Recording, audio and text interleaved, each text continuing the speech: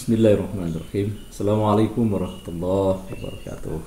Sahabat petani Indonesia, selamat pagi. Bertemu kembali dengan Dr. Adli di sini, Ketua Komunitas Petani KMS. Kita lanjutkan pembahasan kita tentang agrobisnis ya.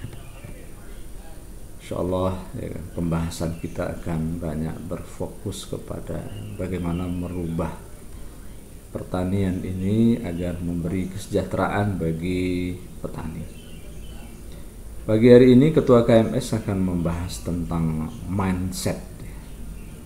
Apa itu mindset? Mindset itu adalah fixed mental attitude atau sikap mental mapan.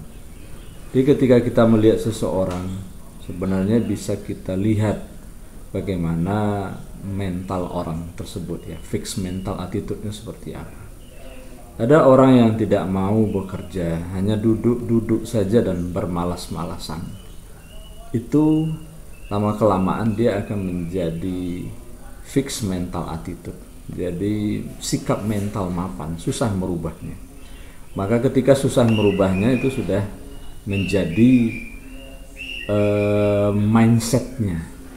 Maka kemudian ketika kita berbicara mindset, sesungguhnya kita melihat dalaman dari orang tersebut.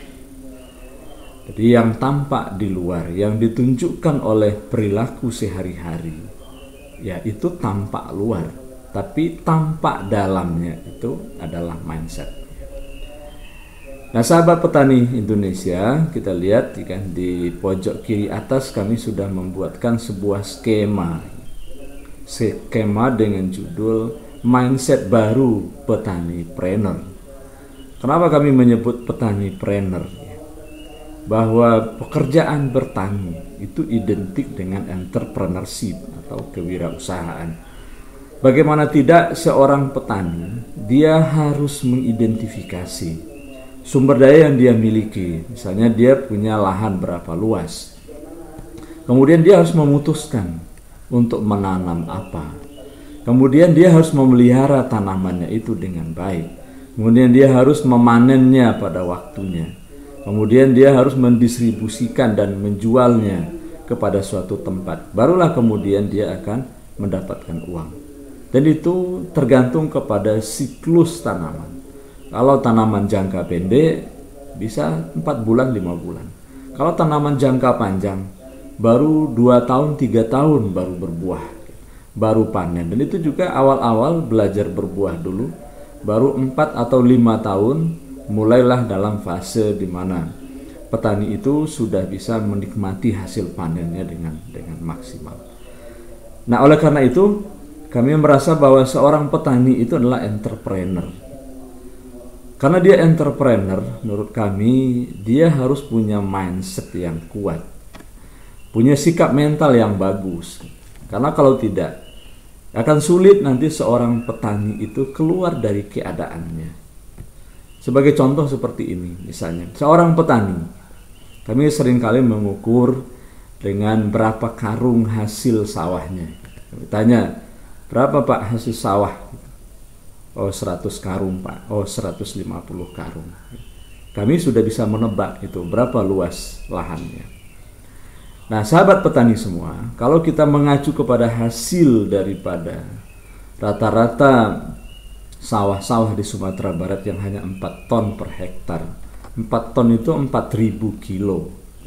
Kalau kemudian dibagi 4, kalau dia punya lahan 1/4 hektar atau 2.500 meter persegi, berarti hasilnya hanya 1 ton. Kalau 1 ton itu dihitung dengan berapa karung? 1 karung itu 50 kilo. Jadi kalau 1 ton itu hasilnya hanya 200 karung. Jadi 200 karung kali 50, 1 ton. Jadi kalau misalnya seorang petani dia punya hasil misalnya 100 karung, itu lahannya hanya 1/8 hektar. Nah, sekarang kalau misalnya seorang petani dia punya lahan 1/4 hektar atau 2.500 gitu. Yang itu hasilnya hanya 1 ton gitu. 1 ton per 4 bulan. Ya, harga gabah kering misalnya 6.000 gitu. 6.000 kali 1.000, 6 juta. 6 juta dibagi 4 itu tidak sampai 1,5 juta ya, 1,5 juta per bulan gitu. Jadi 6 juta dibagi 4 itu 1,5 juta per bulan. Itu belum termasuk biaya. Kalau kemudian biaya-biaya itu kita hitung misalnya 50% dari total biaya. Jadi pendapatan petani itu hanya 750.000 per bulan. Kalau dia punya lahan 1/4 hektar atau 2.500, atau hasil padinya adalah 200 karung sekali musim gitu. Kita bisa bayangkan bagaimana seorang petani akan bisa hidup dengan penghasilan yang hanya 750.000. Belum anak sekolah, belum kebutuhan-kebutuhan lain. Nah, inilah gambarannya bagaimana seorang petani itu harus merubah dirinya. Itu yang kami sebut dengan merubah mindsetnya. Karena tidak semua petani itu akan berhasil. Sebagaimana juga pekerjaan yang lain. Begitu banyaknya orang yang berdagang misalnya. Ada pedagang-pedagang di Tanah Abang. Itu tidak semuanya berhasil. Tapi banyak yang berhasil. Ya, kami melihat juga begitu. Begitu banyaknya petani ya kan. Banyak yang tidak berhasil. Tapi kami melihat juga banyak yang berhasil. Setidaknya mereka itu mampu survive. Mampu menghidupi dirinya. Cukup gitu penghasilannya untuk menghidupi keluarganya, menyekolahkan anak, ya kan? Hidup bahagia, walaupun itu mereka sebagai seorang petani dan tinggal di kampung. Nah, sahabat petani, kalau kita ingin membedah, ya kan, mindset seorang petani trainer, bisa kita lihat di sini. Bagian dalam itu sebenarnya ada 3 bagian. Yang pertama adalah paradigma, atau sudut pandang. Itu akan sangat menentukan mindset seseorang. Nah, ini yang kemudian harus kita rubah. Menurut kami, seorang petani itu dia harus meyakini bahwasannya bertani itu adalah agrobisnis atau agribisnis. Bahwa berbisnis di bidang pertanian. Yang namanya bisnis di bidang pertanian itu harus dibangun. Dia tidak terjadi begitu saja. Dia tidak tercipta begitu saja. Seorang petani punya ladang alpukat misalnya dia punya 200 batang alpukat gitu. Itu kalau rata-rata misalnya di umur ketiga alpukat itu berbuah 60 kilo gitu, kali 200 batang, yaitu 12 ton ya, per kali panen ya. Biasanya alpukat itu dia panen itu 3 kali setahun. Jadi kalau misalnya dia punya 12 ton panen dia sekali panen. Sekarang harga alpukat itu antara 15 sampai 25. Ya, di tingkat petani mungkin 15. Anggaplah 10.000 saja. 10.000 dikali 12 ton. Gitu. Itu 120 juta sekali panen. Tapi untuk punya lahan alpukat 200 batang, itu tidak terjadi begitu saja. Gitu. Harus dipersiapkan lahannya, harus dicari bibit yang bagus, kan? Harus dipelihara, kemudian pemangkasan dan sebagainya. Barulah kemudian umur 2 tahun sudah belajar berbuah, umur 3 tahun sudah cukup waktunya untuk dia berbuah dengan baik. Nah, jadi sekali lagi sahabat petani, bahwa bertani itu harus dibangun. Bagaimana kita memanfaatkan lahan yang dimiliki? Bagaimana kita memaksimalkan lahan? Kami melihat bahwa tidak semua petani itu memiliki lahan yang cukup. Mereka hanya kadang punya 1/8 hektar. Itu hanya 1.250 meter persegi. Bahkan fenomena di Sumatera Barat kami lihat hampir di semua daerah, semua wilayah, ya, semua nagari-nagari di Sumatera Barat. Itu fenomenanya adalah bahwa sawah-sawah, ya, lahan-lahan pertanian itu sudah banyak tagadai, digadaikan.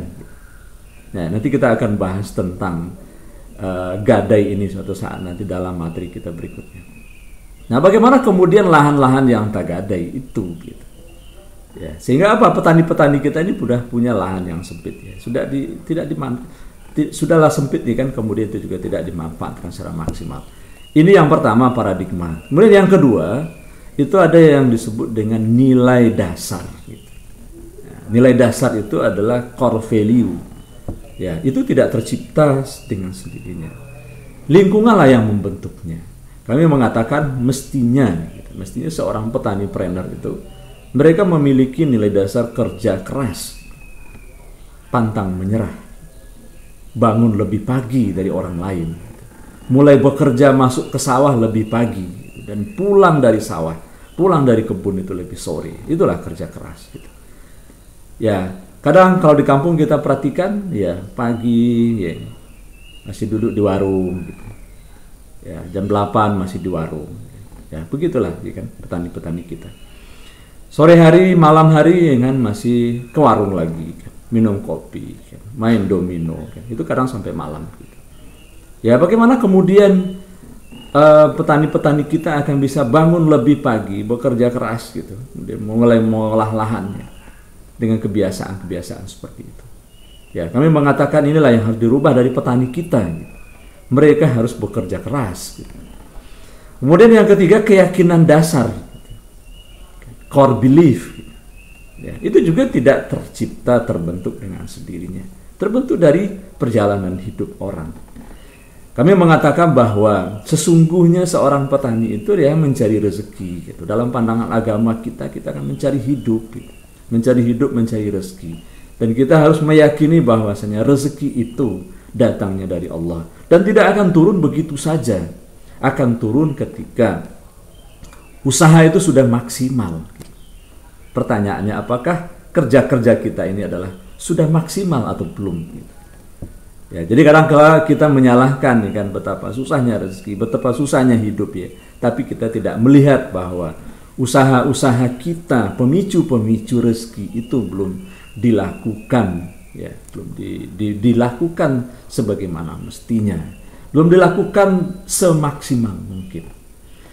Ya, kami berkeyakinan apabila kan usaha maksimal sudah dilakukan sebagai bagian dari keyakinan dasar, kemudian seorang petani itu sudah bekerja keras, bagian dari nilai dasar dan paradigmanya bahwa itu semua harus dibangun. Bertani itu membangun, ya, membangun agribisnis. Ya. Insya Allah gitu, kami berkeyakinan bahwa kalau ini dimiliki oleh petani-petani kita, tidak menunggu waktu yang lama, kami rasa bahwa mereka akan bisa sukses dalam kehidupannya, sukses sebagai petani, bisa survive ya dalam hidupnya, bisa menyekolahkan anak, bisa memenuhi kebutuhan hidup mereka, dan mereka bisa berdiri dengan kepala tegak ya sebagai seorang orang-orang beriman gitu, ya, sebagai seorang mukmin ya yang kehidupannya ya mereka bisa selesaikan dengan baik. Demikian sahabat petani Indonesia, semoga materi kita pagi hari ini memberi manfaat untuk kita semua. Mohon maaf atas segala kekurangan. Ayo bangun petani, ayo bangun diri kita ya. Bersama-sama kita bangun pertanian di Indonesia. Billahi taufiq wal hidayah. Assalamualaikum warahmatullahi wabarakatuh.